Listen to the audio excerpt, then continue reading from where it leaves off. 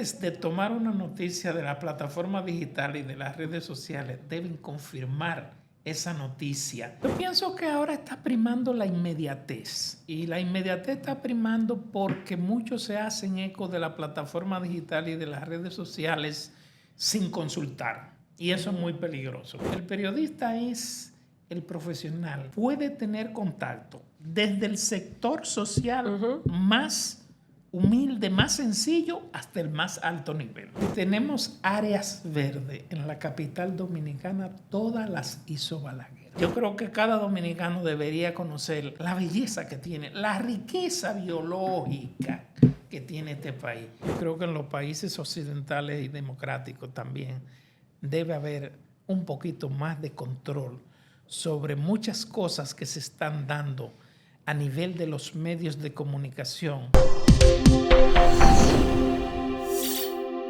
Bueno, esto es una entrevista muy difícil, amigos del Listín Diario, porque entrevistar a una eminencia del periodismo que lleva décadas haciendo entrevistas en televisión y trabajando en todo lo que tiene que ver con medio ambiente, que precisamente de eso vamos a hablar hoy también, y un escritor por excelencia. Yo sí de verdad que hoy me siento intimidada. Claro que sí, porque Geraldino es una eminencia del periodismo. Y cuando a uno le toca entrevistar a una eminencia del periodismo, o sea, de verdad que la intimidación es fuerte. Bienvenido, Geraldino, a tu casa del Listín Diario. Es una satisfacción para mí volver a mi casa, porque de verdad en el Listín Diario pasé muy buenos momentos. Y fue mi gran despegue. Miren, ustedes ven esa sonrisa de oreja a oreja. Es porque ya él ha saludado a unos cuantos amigos. Se encontró aquí con Enriquillo, que es hijo de su buena amiga Elsie. Sí. Y él no se imaginaba que Enriquillo era todo un hombre. Claro. Y entonces, don Geraldino ha comenzado a rememorar sus tiempos aquí en el Listín Diario. Y de verdad que yo me imagino que se te da muy grato el tener que reencontrarte con esta redacción, aunque cambiada, pero sí tú recordar cómo fueron esos inicios. Por lo menos recuerdo bien el espacio. La verdad es que fue toda una escuela y fue toda una experiencia compartir esos tiempos como Rafael Herrera, Francisco Comarazami, después Rafael Molina Morillo. Fue toda una experiencia porque esos fueron los grandes maestros. Así, los grandes maestros del periodismo. Pero vamos a empezar a seguir por ahí mismo, Geraldino. Tu primer trabajo, ¿cómo te inicias en el periodismo? Mira, mi primer trabajo como periodista se reportan al 1981. Me inicio yo profesionalmente. Okay. 1981 en el periódico El Caribe. Allí habían también otros prestigiosos periodistas en esa época. Bueno, de hecho estaba dirigido por Germán Emilio Ornes. Todavía en ese tiempo. Rudy González, José Báez Guerrero, Enrique Mota. Doctor Carlos Curiel. Okay. Enrique Mota pasó por aquí, don Rudy también estuvo en última hora. Exactamente. O sea, toda esa que eran los muchachos ahí de la época. Exactamente. Y yo puedo decir que me enseñaron mucho, porque yo sabía muy poco y ellos me enseñaron mucho. Danilo Domínguez, que era el editor deportivo también. Sí. Y sin lugar a duda, fue toda una escuela. Aprendí demasiado ahí, yo diría, al extremo de que el día que yo salí del periódico El Caribe, al otro día me contrató Rafael Herrera aquí. O sea, que ya te estaban leyendo y te estaban poniendo el ojo. Exactamente.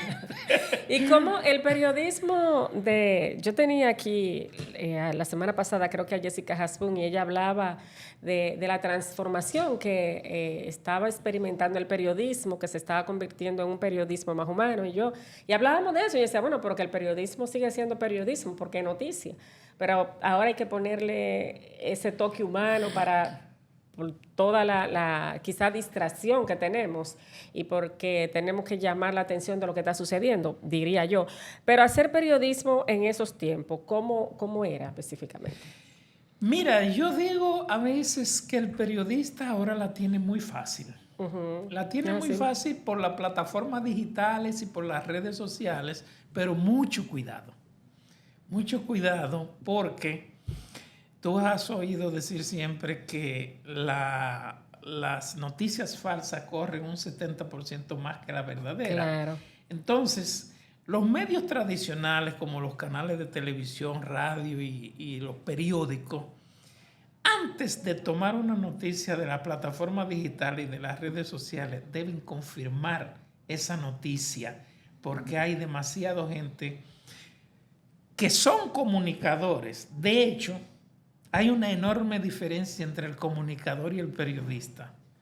Yo te puedo decir, por ejemplo, Adelante. ¿a quién mandan a las guerras? A los periodistas. ¿A quién mandan a cubrir los terremotos? A los periodistas. ¿A quiénes mandan a cubrir las inundaciones? Los periodistas. ¿A quiénes mandan donde quiera que hay grandes luchas políticas? Los periodistas. Entonces, con conocimiento. Esos son los periodistas. Ahora, comunicadores somos todos. Exacto. Porque nosotros, hasta el sordo y el mudo, son comunicadores, sí, porque con sus gestos comunican.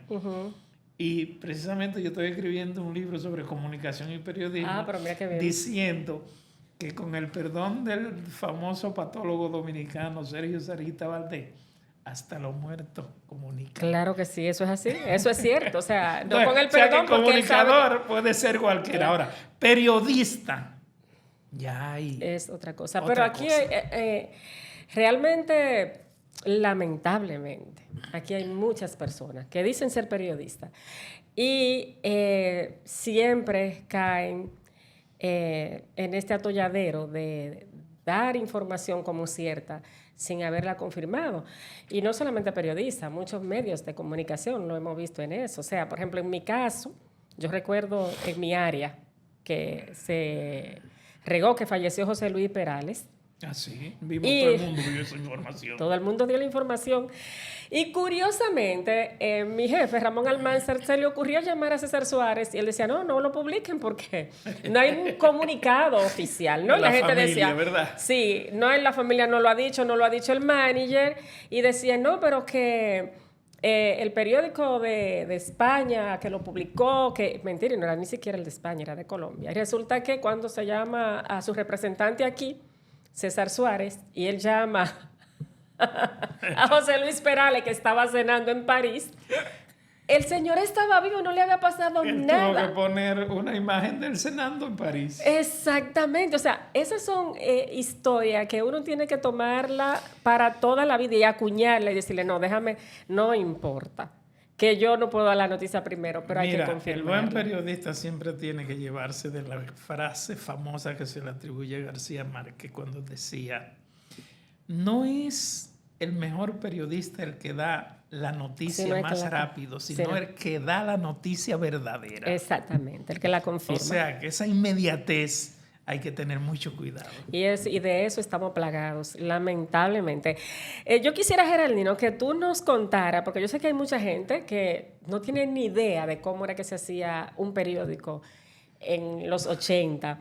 Por ejemplo, yo recuerdo que cuando yo entré aquí, Soy la Polla me decía, ve al archivo y búscame un folder de tal artista en mi área. Y entonces yo venía con un folder, por ejemplo, vamos a decir, qué sé yo, de Sonia Silvestre, la extinta Sonia Silvestre. Y si ella quería buscar algún dato, yo le ayudaba. Bueno, ¿qué es lo que tú quieres buscar? A ver si se dice algo de tal disco, sí, de lo que sea. El background. Excelente. Había que leer publicación por publicación para ver si tú encontrabas. O a menos de que ya tú lo hubiese publicado, tú sabías dónde estaba. Sí. Pero ahora no, ahora tío Google lo sabe todo. Exactamente. O sea, es una gran ventaja. Exacto. Pero otra gran ventaja, déjame decirte, por ejemplo, cuando yo iba a cubrir los viajes de Balaguer por el Listín Diario a Pedernales, ¿qué tenía que hacer yo? Yo salía a las 3 de la tarde, que se acababan a las 2 de la tarde, los actos de inauguración allá, y yo tenía que venir a escribir aquí en la máquina de escribir. Y te esperaban. De Pedernales por acá. Sí. Señor. Y entonces venirme a sentar a escribir aquí. O sea, yo no lo puedo tener una computadora ni un WhatsApp que lo podía mandar. Pero tú sabes que era lo bueno de eso, que la noticia era tuya nada más. Sí, Por claro. ejemplo, si tú estabas cubriendo un hecho tú solo, eso no lo sabía nadie. Ahora, mi amor, eso es como hueso de boca Así perro. mismo. Eso te daba esa Así sensación mismo. de libertad que daba antes Sí, eso. sí, sí, sí. ¿Y cómo es ahora? ¿Cómo tú crees? ¿Que es mejor ahora o antes, qué sé yo, que contábamos con mucho más seriedad, más credibilidad? ¿Cómo observas tú el periodismo de este tiempo comparado con el de aquella época? Yo pienso que ahora está primando la inmediatez. Y la inmediatez está primando porque muchos se hacen eco de la plataforma digital y de las redes sociales sin consultar. Y eso es muy peligroso para el periodista. Si usted, si usted es un periodista y considera que por lo menos trata de ser, no es que lo sea, un poco objetivo. Entonces, en ese sentido, yo digo que la gran ventaja es la rapidez con que se transmiten las informaciones Exacto. ahora. Pero la desventaja es que muchas de esas informaciones, si no se confirman, lamentablemente ahí está la falla. Y muchas de esas informaciones que no se confirman siguen rodando como si fueran una gran verdad. Exactamente. Es un peligro. No, pero lo peor de todo no es que siguen nadando, sino que se quedan ahí. Que se quedan ahí para toda la vida. Ese es el problema. O sea, una persona que ha sido afectada con una información, Sí. lamentablemente, hay que pasar mucho trabajo para que esa persona logre sacar o que las empresas que manejan todas esas plataformas te puedan sacar eso de ahí, esa información. Sí, así es. Geraldine, entonces, ¿qué edad tú tenías cuando llegaste aquí al Listín Diario?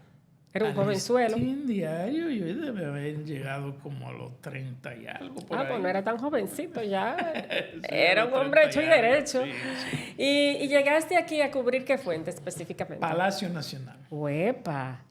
Pero es una de las mejores fuentes. Es Entonces, que tú yo cubrías cubrí Balaguer. el Palacio Allá Nacional en el Caribe. Ok. Y al designarme aquí, pasé a cubrir el Palacio Nacional. Ya, en la época de Balaguer. Específicamente. Balaguer. ¿En qué año fue entonces? 86. 88 por ahí. El 88. ¿Y cómo ya esa era la última etapa de Joaquín Balaguer? ¿Cómo era cubrir esa fuente? Balaguer era un presidente ciego. La fuente era muy fácil cubrirla. Lo único que tú tenías que cubrir el horario que cubría Balaguer en Palacio. Por eso habían dos turnos. Y era Había uno en la mañana y otro en la tarde. Uno en la mañana que duraba hasta que Balaguer se iba de ahí como hasta las 2 o las 3 de la tarde. Y Balaguer regresaba a su despacho como a eso de las 5 o las 6 entraba un turno nocturno. Ya. Sí. Y era asequible Balaguer. O sea, tú podías acercarse, él conversaba con la prensa de la época. Mira, pese a todo lo que se ha dicho, En ese tiempo ya. en ese tiempo, Balaguer fue uno de los presidentes más asequibles para la prensa. Porque él acostumbró a dar una rueda de prensa por lo menos una vez a la semana, o a veces dos veces, porque las daba en cada viaje que iba al interior del país a inauguraciones, daba ruedas de prensa. Y en cualquier acto que él tuviera, si le hacían alguna pregunta, o la respondía o la ignoraba. Lo único que a él no le gustaba era que le preguntaran de la reelección. Porque él decía que no iba y siempre iba. Bueno, él decía que él no aspiraba, pero que lo aspiraba. Ah.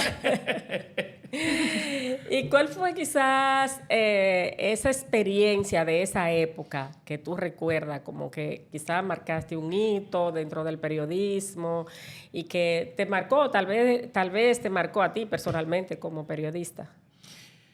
Bueno, de esa época yo te debo decir que a pesar de que yo estaba designado para cubrir la fuente del Palacio Nacional, don Rafael Herrera me permitió a mí hacer lo que a mí me gustaba, incluso hasta una columna tenía yo aquí, y era trabajar el tema del medio ambiente.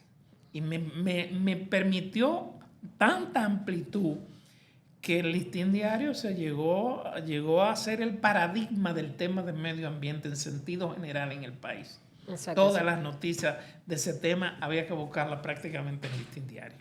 Podríamos decir entonces que quizá dentro del periodismo tú iniciaste ese tipo de periodismo, porque ahora hay periodismo medioambiental y eso es gracias a ti también. Hay mucho, sí. ¿Se inició quizá en ese periodo? ¿O ya habían antecedentes de otros periodistas que sí estaban muy interesados? Yo digo que explosionó en ese momento en el Listín Diario. Explosionó. Anteriormente había algunos que escribían algunas cosas. Por ejemplo, creo que Antonio Gil Iturbide me parece que llegaba a escribir algunas cosas, pero el Listín lo explosionó, lo expandió. Y lo presentó lo puso como un tema fundamental. Exacto. Era una problemática nacional. Exactamente. Entonces, ¿qué te mueve a ti a interesarte y apasionarte no por el tema, sino por el medio ambiente? Porque no es el tema lo que te apasiona específicamente. Yo creo que a mí me marcó mucho que mi papá nunca fue empleado público ni privado. Él siempre trabajó la agricultura. Lo único que hizo en su vida fue trabajar la agricultura. Y yo compartí mucho con él esa naturaleza. Cuando tú manejas la tierra, ves el árbol, ves la planta, ves cómo nace, ves ¿qué cómo sembraba vive. tu papá? De todo lo que tú te puedes imaginar. ¿En Barío o San Cristóbal? No, en San Cristóbal. En de San todo Cristóbal. lo que tú te puedes imaginar. Todo. Era un cunuco de eso. Un agricultor neto. Ya. Neto. ¿Y tú trabajabas la tierra con tu papá? También le ayudaba. Ya. En los campos, ¿quién no ayudaba? Y del campo saliste a la universidad. ¿Cómo fue esa transición? Le dijiste a tu papá, yo quiero estudiar, yo quiero ser periodista. Mira, ¿Cómo nace esa vocación? Yo me dediqué al periodismo porque yo era muy malo en matemáticas. Siempre la gente decía eso antes. No me hablen ni de física, ni de química, ni geometría, ni trigonometría, ni matemática, ni nada de eso. Lo mío era humanidades. Ya. Y entonces ahí encontraste el periodismo. Exactamente. Como un mecanismo mediante el cual, independientemente de todo, el periodista es el profesional que puede tener contacto desde el sector social más humilde, más sencillo, hasta el más alto nivel. Y hay que agregarle a eso que el periodista no está ahí para aplaudir, sino para dudar. Exacto. Todo el tiempo. Y ahora es al revés. Pero bien, eso es otro tema. Entonces, pero cuando tú eras niño que trabajaba en el campo con tu papá, ¿cómo se llamaba tu padre? Mi papá, Valentín Uribe. El señor Valentín. No te dio esa inquietud, qué sé yo, por ejemplo, porque en mi caso yo no sabía que quería ser periodista, pero yo me encantaba leer periódico y caerle atrás a la noticia, como que era algo como que me interesaba, no sabía por qué, pero yo en mi vida tampoco sabía que quería ser periodista. Pero en tu caso, ¿nunca tuviste un indicio de que, wow, por eso era que tal vez me gustaba esto? El indicio era que yo mismo compraba los periódicos para leerlo y eso me iba despertando muchas inquietudes y yo dije, oye, pero acá. Y esas inquietudes me hicieron dedicarme directo a eso. Encontrarte en la Facultad de Humanidades, la carrera que te iba apasionando. Todo lo que tuviera que ver con eso. Pero, además, ¿qué te digo?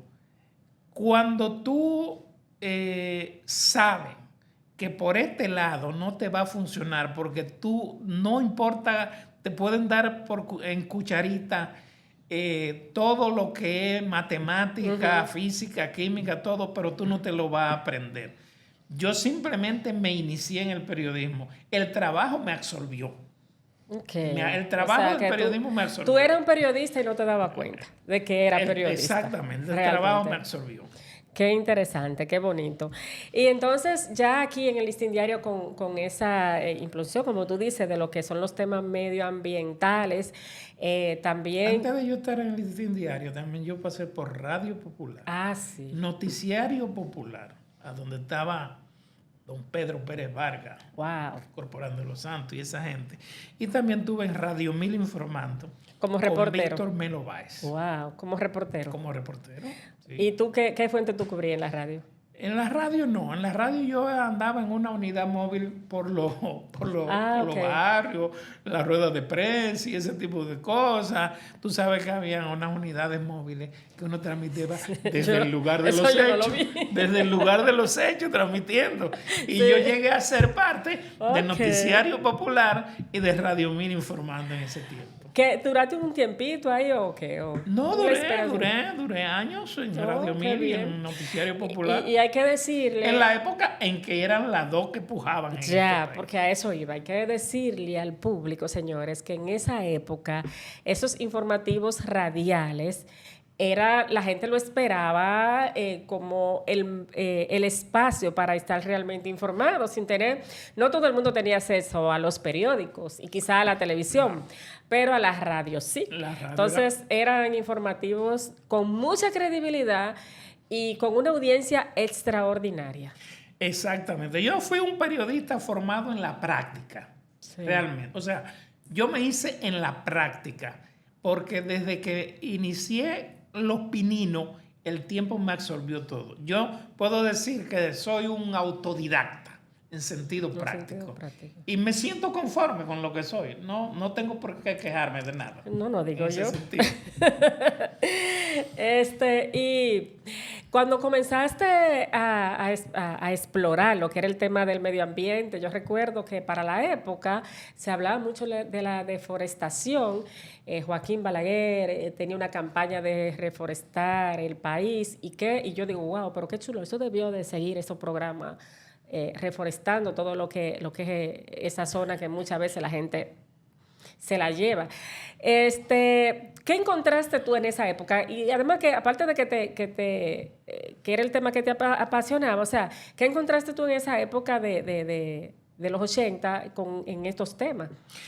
Mira, un país cómodo en cuanto a lo que era muy medioambiental. Muy mal. Estábamos muy mal. De hecho, uno de los libros que yo tengo, uno de los ensayos que yo tengo es sobre cómo eran los niveles de deforestación. Estamos hablando, Inmaculada, de que para esa época estábamos en los 70 y 80, nosotros estábamos entre un 12 y un 13% de cubierta forestal. Wow. Hoy tenemos más de un 35% de y eso cubierta gracias forestal. Balaguer. Mira, primero, Balaguer cerró los aserraderos que había en este país en 1967.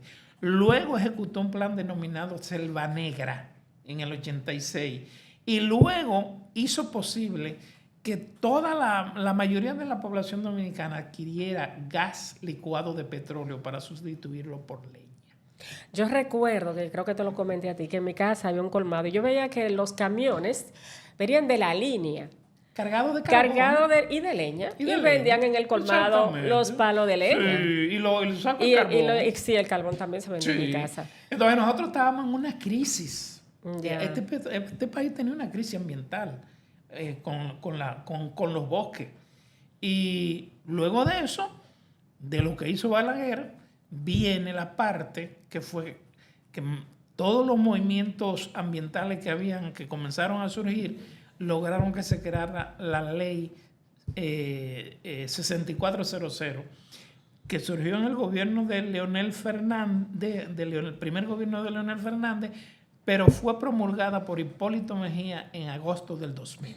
Una pregunta, este interés o quizá el accionar que tuvo el presidente Joaquín Balaguer en ese tiempo, ¿se debió al trabajo que estaba haciendo el Listín Diario contigo a la cabeza de poner y de dar a conocer todo lo que estaba pasando en cuanto a medio ambiente? Te voy a contar dos anécdotas. Una vez me di yo cuenta, me informó alguien que todos los convenios internacionales sobre medio ambiente para proteger el medio ambiente estaban guardados en el Secretariado Técnico de la Presidencia. En ese tiempo, el secretario técnico de la Presidencia era Juan Luis Seliman. Uh-huh. Y recuerdo yo que yo hice una publicación que salió aquí en el Listín Diario diciendo que todos esos convenios estaban guardados. Al otro día, el presidente Balaguer los mandó todos al Congreso Nacional para ser ratificados. Wow, todos. Lo mandó al Congreso Nacional para ser ratificado. Pero otro día ocurrió, a donde hoy está, ¿cómo que le llaman esta zona que está en Santo Domingo Este, que es como un balneario? Payacane. Payacane. No. Que lo estaban ocupando de manera ilegal totalmente. Y yo hice un reportaje porque me dio los datos el ingeniero Rafael Tomás Hernández, arquitecto Rafael Tomás Hernández Domingo, el Cachón de la Rubia. El Cachón de la Rubia. Era rabalizado totalmente. y el Listín Diario sacó una página, una fotografía de eso arrabalizado totalmente, a 8 columnas. Al otro día Balaguer mandó a militarizar completamente y a sacar todo el mundo de ahí. Para que tú veas la visión que él tenía de las cosas. Gracias, señor, porque si no, no tuviéramos nada. Exacto. Y que la gente también fue asumiendo mucha conciencia. Si no, no tuviéramos Cachón de la Rubia. No, ni tuviéramos nada. Ni tuviéramos nada. No tuviéramos nada. Nada. Y qué bueno que, por ejemplo, tú con tu deseo y con esa pasión que tú tienes por el medio ambiente y encontraste un medio como el Listín Diario con tanto poder y tanta influencia en el Estado. Y también, qué bueno que Balaguer escuchó. Balaguer le prestó mucha atención a lo que era Eso es verdad. Foresta.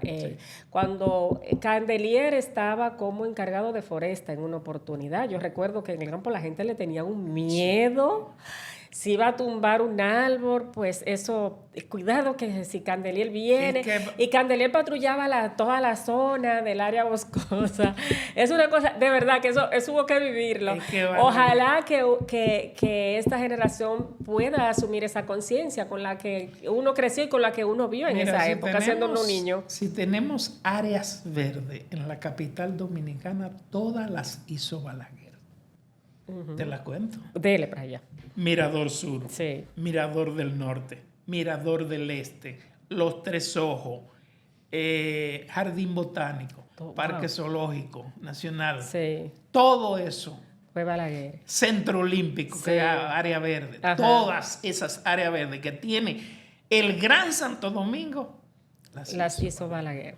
Bueno, y qué bueno de verdad que también encontramos nosotros una visión como la tuya para poderle darle seguimiento a ese tipo de temas. Y obviamente, dentro de lo que es el tema del medio ambiente, tú te has convertido en un escritor experto con muchísimas bibliografías, señores, así de como de este tamaño. ¿Cuántos libros son de medio ambiente? Como 10. De medio ambiente son 8. 8 libros, o sea que yo no puedo con el bulto, bastante libros, señores. Y también he escrito cuentos cortos que están muy, son cuentos, ¿cómo diría yo?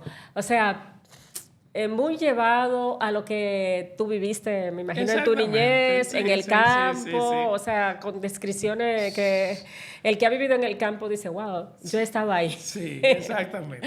Realmente. Es parte de nuestra cultura. Parte de nuestra cultura. Sí. Y ahora te estrenas también como un novelista, ¿no?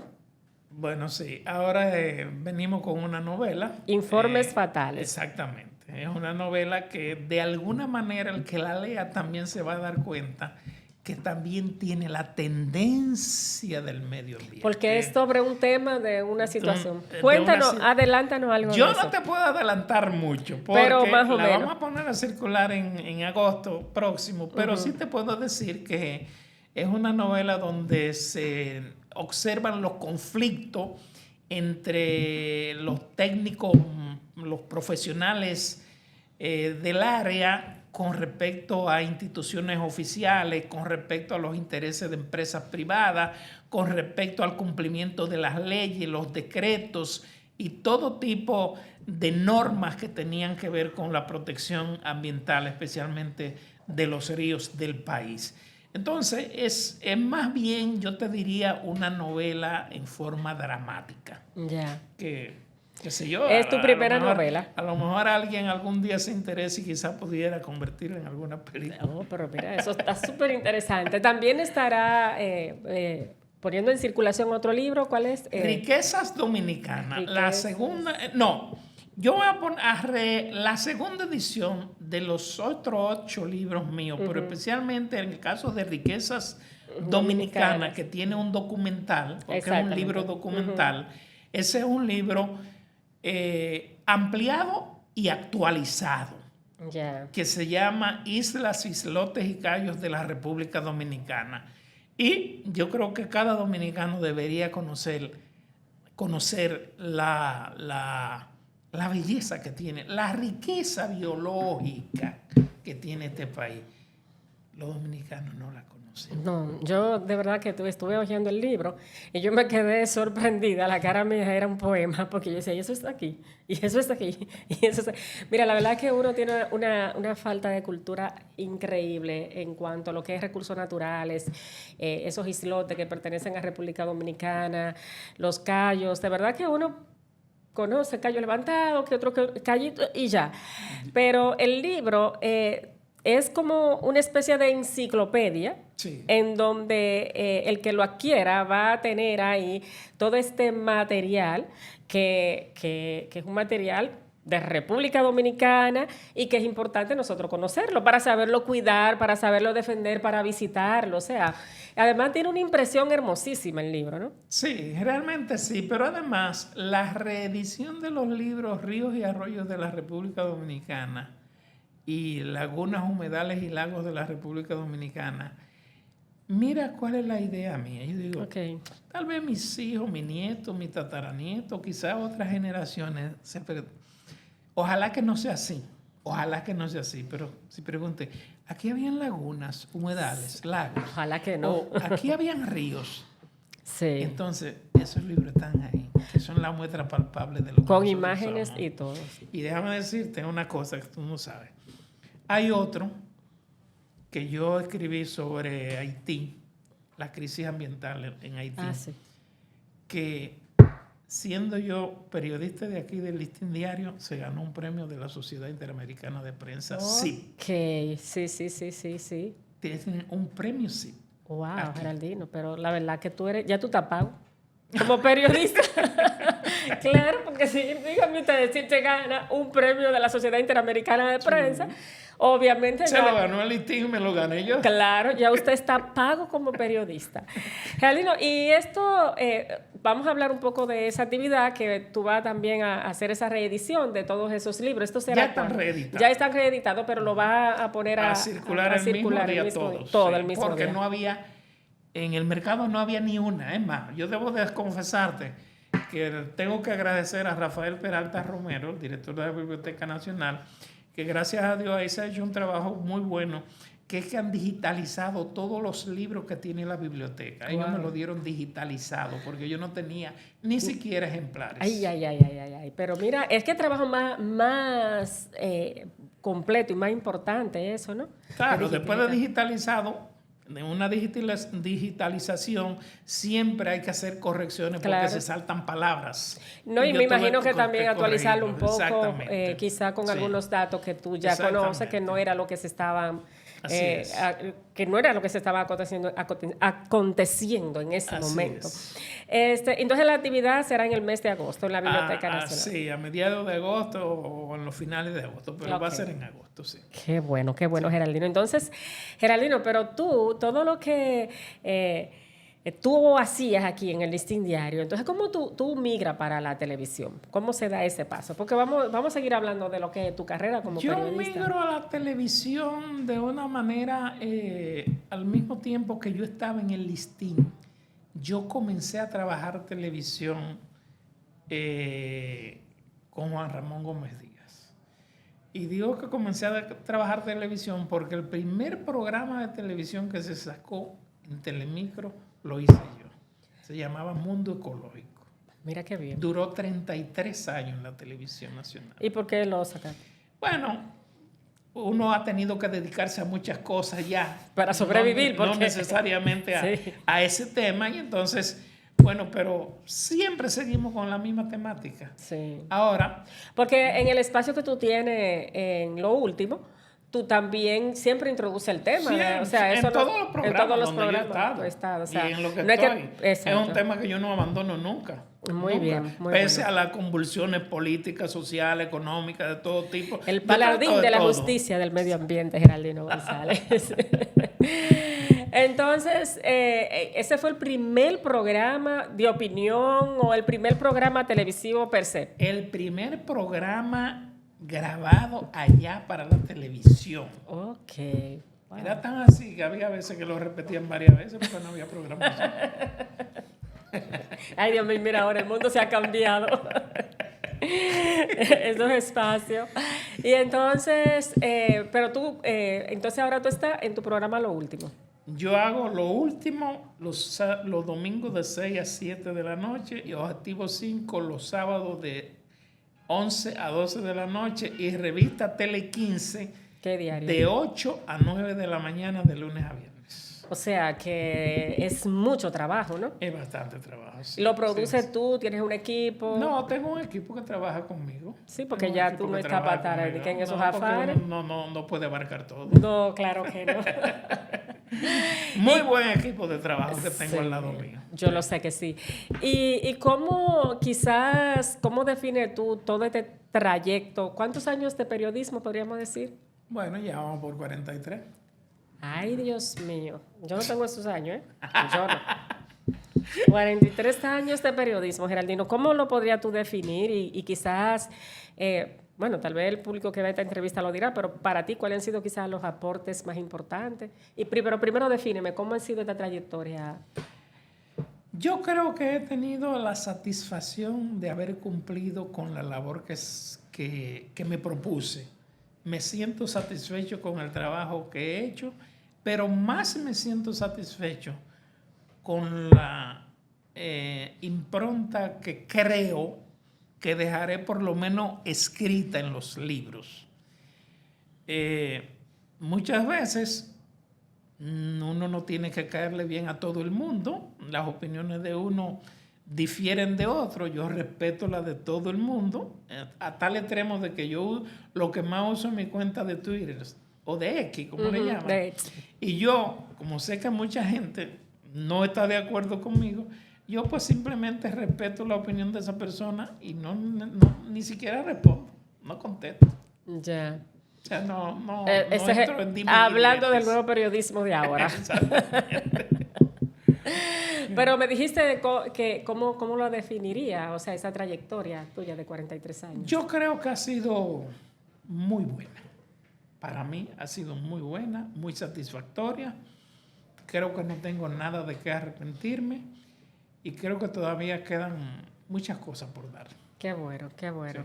Sí. Y no decir que no, si yo pudiera cambiaría tal cosa, nada de eso. No lo eso cambiaría. No, para nada. No, en absoluto. No lo cambiaría. Tú eres un periodista de tanta visión y de mucha experiencia, o sea, y lo has dicho todo lo que lo hemos visto, por todo lo que influenciaste en los temas en que te involucraste. O sea, ¿cuál visión tú tienes o cómo tú ves el periodismo de ahora, hacia dónde se enrumba? Aunque tratamos el tema del principio de eso, pero ¿cómo tú lo ves el periodismo? ¿Hacia qué camino tú crees que puede tomar el periodismo de este tiempo? Yo no creo mucho, ni me gustan los regímenes de fuerza. No me gustan. Creo que la democracia es el mejor sistema que puede existir. Ahora, yo creo que en los países occidentales y democráticos también debe haber un poquito más de control sobre muchas cosas que se están dando a nivel de los medios de comunicación, con las cuales se está abusando. Y yo diría que hay un elemento fundamental que marca la pauta de un buen periodista. El periodista que no lee no va para ninguna parte. Está muerto. Así de sencillo. Está muerto. El periodista que no lee no va para ninguna parte. Así es. Para ninguna parte. Así es. Y es un asunto que vemos con mucha frecuencia ahora, sí. Lamentablemente. Sí. Muy lamentable, pero es la educación que tenemos también. Lamentablemente. Que bueno, yo venía ayer y de La Vega, como eso salí del campo como a eso de las 9:30 de la noche. Y desde salí del campo tú veías todos los antros, todos los bares, la gente tomando. Y era un recorrido que tú decías, Dios mío, pero si el futuro de la juventud dominicana, si el futuro del país está en la juventud dominicana y hay una gran mayoría que lo que piensa es en diversión todos los fines de semana y no siquiera los fines de semana, todos los días, tomando alcohol y divirtiéndose y esta francachela, o sea, ¿cuál es el futuro? ¿Cuál es el objetivo de tanta gente que tú lo ves diario en esas actividades de diversión solamente? Porque la vida nada más no es eso. Y de verdad que anoche me dio mucho miedo, porque por donde quiera que yo pasaba, a veces los vehículos no podían ni siquiera transitar de tantos motores, vehículos, la gente en la calle tomando, o sea, eso es un problema que yo creo que la sociedad y el Estado debería de poner un poco más de atención. Esa es la realidad, pero Porque lamentablemente... lamentablemente no es un problema que se ve en los barrios, como cuando el Capotillo se mudó para la zona colonial y hubo un sector de la sociedad que se alarmó, pero es algo que está en todo el país. En todo el país, lamentablemente. Eso no es los barrios nada más. Lamentablemente. Y déjame decirte que la falta de lectura no es solamente en los periodistas, es en todo. En todas las áreas. En todas las áreas. Ay, Geraldino, si yo te cuento de una profesora que me escribió. En todas las áreas. Por el Pero WhatsApp. sobre todo el periodista es el que más debe de leer. Claro que sí. ¿Tú sabes por qué? Porque la gente cree que el periodista sabe de todo. No, y además el periodista imprime una confianza. Exacto. Por lo menos en la sociedad, tú sabes. Exactamente, imprime esa confianza y un periodista no puede estar hablando todo lo que ve en redes sociales ni todo lo que se le ocurra, porque ¿qué tú le vas a dejar a la gente? Tú sabes, entonces, ahí el periodismo también se ha ido mucho a la deriva, porque aquí los periodistas hablan cualquier cosa, le dan credibilidad a lo que sea, no importa, porque yo lo que quiero son mis views, o sea, de verdad que ahí hay un problema serio. Bueno, Geraldino, qué buena conversación. Lástima que no me aceptaste un café ni una agüita. No te preocupes. Estuviéramos hablando aquí. Gracias, gracias. Yo espero de verdad que te hayas sentido cómodo y que tu historia pueda servir de inspiración para muchos periodistas y para mucha gente que quiera sobre todo inmiscuirse y conocer todo lo que tiene que ver con medio ambiente. Eso espero yo también. Gracias.